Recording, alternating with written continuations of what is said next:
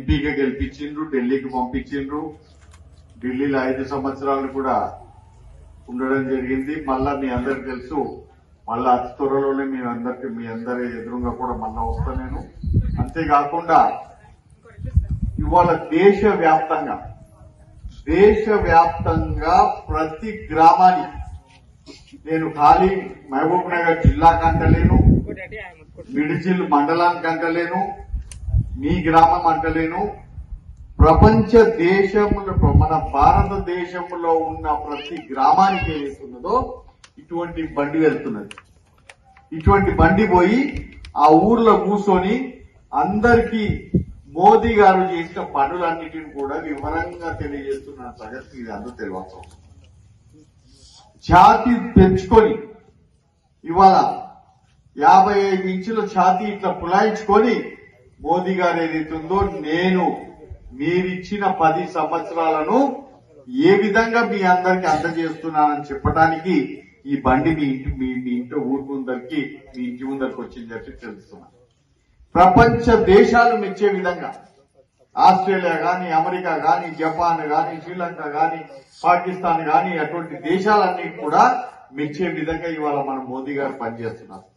ఇంతకుముందు మీ అందరికి తెలుసు, మన దేశ ప్రధాని ఒకవేళ అమెరికా ప్రధానిని పోయి కలవాలన్నా, లండన్ ప్రధానిని పోయి కలవాలన్నా పోయి 4 రోజులు 5 రోజులు హోటల్లో వెయిట్ చేయాల్సి వస్తుండే.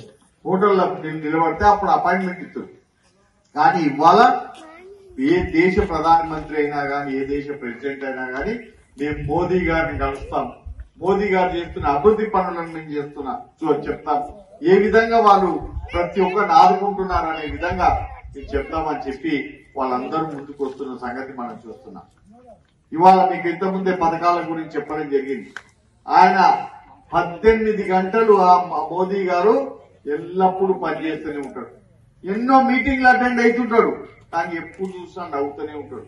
ఎప్పుడు చూసినా కానీ అలసిపోయినట్టు కనపడడు. నేను నా ప్రజల కోసం చేయాలి అనే ఒక్కటే ధ్యేయం ఆయన తప్ప. ఎందుకంటే ఆయన కుటుంబం కూడా ఆయనకు లేదు. ఆయన తల్లి చనిపోయింది, భార్య ఏదైతున్నదో భార్య పక్క ఆమె స్కూల్లో ఏదో టీచర్ గానో ఏదో పని చేసుకుంటూ ఉంటది.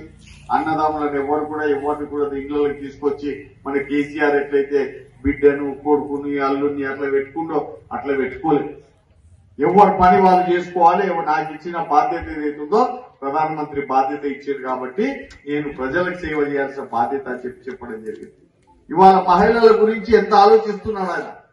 మహిళలకు అందరికి కూడా సెల్ఫ్ హెల్ప్ గ్రూప్స్ వల్ల వాళ్ళకందరికి కూడా ఇంట్రెస్ట్ ఫ్రీ లోన్స్ ఇస్తున్న సంగతి మనం చూస్తున్నాం. వృద్ధులకు పెన్షన్లు ఇవ్వాలి, భర్తకి ఇవ్వాలి, భార్యకి ఇవ్వాలని చెప్పి కూడా ఇవాళ మోదీ గారు వారి మేనిఫెస్టోలు పెట్టడం జరిగింది. అదేవిధంగా సుకన్య అనే స్కీమ్ కింద ఏదైతే ఉన్నదో పిల్లలందరినీ కూడా భారం పడకుండా, మీ మీద భారం పడకుండా 18 సంవత్సరాలు పూర్తయ్యే వరకు వాళ్ళ పెళ్లిళ్లకు లేకపోతే వాళ్ళ విదేశ చదువులకు ఏదానికైనా కానీ ఉండాలని చెప్పి చిన్న తక్కువ పైసలతో మన స్కీమ్ తీసుకొస్తున్నాం. ఎవరైనా కానీ ప్రతి ఒక్కరు కూడా ప్రతి గ్రామంలో అందరూ కూడా వాళ్ళ అకౌంట్ వాళ్ళు ఓపెన్ చేసుకోవాల్సిన అవసరం ఉంది. ఎందుకంటే మీరు చేసే రేపు రాబోయే ఏ ఒక్క పైసైనా, కేంద్రం నుంచి వస్తున్న ఏ ఒక్క పైసైనా కానీ, ఇంతకుముందు మీకు తెలుసు కేసీఆర్ గారు ఏదైతుందో మనమందరం కుల మత భేదాలు లేకుండా అందరం కూడా కష్టపడి తెలంగాణ తెచ్చుకొని 16,000 కోట్ల రూపాయలు మిగులు రాష్ట్రంగా ఆయన పైసలు ఇవ్వడం జరిగింది. ఎన్ని 16,000 కోట్ల రూపాయలు ఇస్తే ఆ పైసలను అడప్ చేసిండు. ఇప్పుడు దాదాపు 7 లక్షల కోట్ల రూపాయలు ఏదైతుందో మన మీద అప్పు చేసిన సంగతి మీ అందరికి తెలుసు. ఇవాళ రేవంత్ రెడ్డి గారు వచ్చిండు. ఆయన ఏమంటున్నాడంటే, అన్న మొన్న టీవీలో చెప్తున్నాడు ఆయన్నే, అన్న నేను ఏదైతుందో లంక బిందెలు దొరుకుతాయని చెప్పి ఇంత కష్టపడ్డా, లంక బిందెలు ఉంటాయి, అన్ని పైసలు ఉండే, ఇన్ని పైసలు ఉంటాయని చెప్పి అనుకున్నా గానీ అవి ఎంత దొరికినాయంట, బోకులు దొరికినాయంట ఆయన. ఇక ఆయనన్ని అప్పులు చేయాలో ఎట్లా పెట్టాలో మనకు అందరికి తెలియాలి. ఇంకా ముందు ఉంది కదా. ఎందుకంటే అన్ని ఉచితం అన్నాడు. నేను వస్తుంటే ఒక ఆమె ఫోన్ చేస్తుంది నాకు, అన్న మేమందరం గ్రూప్, అందరం ఫ్రెండ్స్ అందరం, వాళ్ళు బీదోళ్ళు కాదు ఇది కాదు, అంతా మిడిల్ క్లాస్ ఉంది, అందరు గ్రూప్ తయారు చేసుకోవడంట నారాయణఖేడ్ పోతున్నాం, మెదక్ పోతున్నాము, హైదరాబాద్కి వెళ్ళి. ఎందుకమ్మా ఎందుకు పోతున్నారు అంటే అలా ఉల్లిగడ్డలు బస్సుల ఫ్రీగా ఉల్లిగడ్డలు మిరపకాయలు ఫ్రీగా దొరుకుతుంది, అది చీప్ గా దొరుకుతున్నాయంట. చీప్ గా దొరుకుతున్నాయని చెప్పి ఆడిపోయి తెచ్చుకుంటున్నట్ట. ఇది సంగతిగా మన పైసల్ని మనని ఈ విధంగా ఏదైతుందో లాలుచి పరిచి తీసుకున్న సంగతి మనం చూస్తున్నాం. ఇవాళ కేసీఆర్ గారు మనకు డబుల్ బెడ్రూమ్ ఇల్లు ఇస్తా అన్నాడు. ఇచ్చిండా? వచ్చా ఎవరికైనా?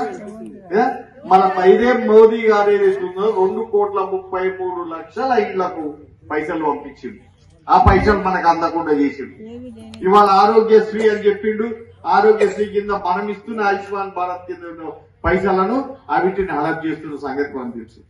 విద్య కోసం పైసలు పంపితే ఏ ఒక్క స్కూల్లో కూడా సరిగా పిల్లలకు బాత్రూమ్ లేవు, బెంచులు లేవు, తలుపులు లేవు, కిటికీలు లేవు.